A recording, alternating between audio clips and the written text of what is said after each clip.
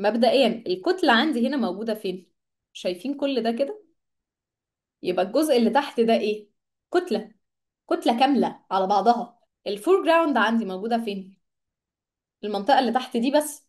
وعلى الرغم من كده هي رايحة باريال برسبكتيف او بمنظور لوني لفوق، فهل الجزء اللي فوق ده داخل معايا في الفور جراوند؟ ما اقدرش اقول كده. طيب الكاركتر عندي محطوط فين؟ تلت يمين. اشكرك. وسايب وراه الفراغ الكبير ده كله، صح ولا لا؟ بناء على ده هل هو ساب الفراغ اللي فوق ده كده لوحده، ولا حط هنا شجرة فيه صغيرة حاططها في المنظور او في البرسبكتيف ورا، وفي نفس الوقت حاطط شجرة هنا بس في مستوى اعلى منها، حاطط بس جزء من اجزاء الشجرة من فوق فوازن لي الكتلة بتاعتي؟ معنى كده، معنى الكلام الحلو ده ان الفراغ اللي هنا ده مضايق عيني، ولا انتوا حاسين ان النيجاتيف سبيس اللي البنت دي عاملاه مع كتلة الفراغ اللي فوق مريح اكتر للعين، فالتكوين عندي متزن؟ مريح اكتر.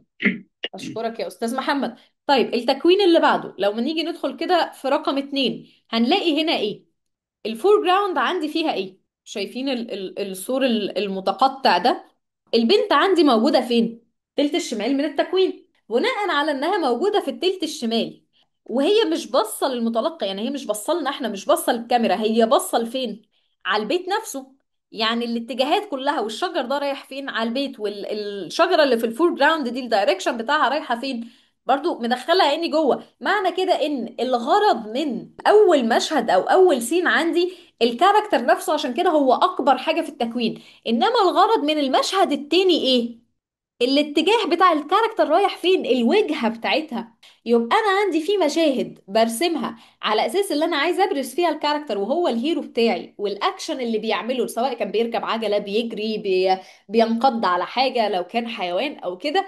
ممكن يبقى ده الكونسبت. وكونسبت تاني اللي انا عايزه ابين الانفايرمنت او المكان او الوجهة اللي الكاركتر بتاعي هيقصدها ولا لا. المشهد التالت بقى، الفور جراوند عندي موجودة قدام، وخلي بالكم ان الستايل بتاع الريفرنس ده ان الفور جراوند عنده ما هياش ضخمة في التلاتة.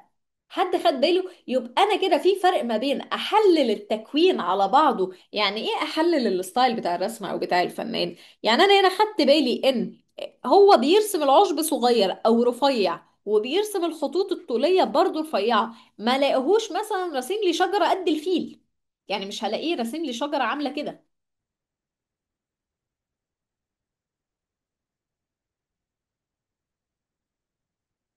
الحجم ده مش هلاقيه هنا خالص، صح ولا لا؟ طيب ستايل تاني، شايفين الفيل واخد كتلة قد ايه؟ كتلة كبيرة قوي منين؟ من التكوين بتاعي. شايفين الفراغ اللي ورا ده؟ كل ده مريح لعين، كل ده عمل توازن او عمل البالانس بتاعي. طب الكاركتر موجودة عندي في اقصى اليمين. طب اقصى اليمين ده هل بينطبق تحت الرول اوف ثيرد؟ لا. يبقى معنى كده ان الكاركتر هنا ما هياش الهيرو بتاعي او ما هياش البطل بتاعي، او امال مين الهيرو؟ الفيل. الفيل نفسه واخد كل التقاطعات الممكنة. يبقى أنا كده لما أبدأ أشوف ريفرنسات ما بشوفش بناء على والله ده عاجبني وده مش عاجبني، ده مستخدم أزرق وأحمر وده مستخدم لي شفتشي وبينك، ده مش عارف إيه وده مش لا.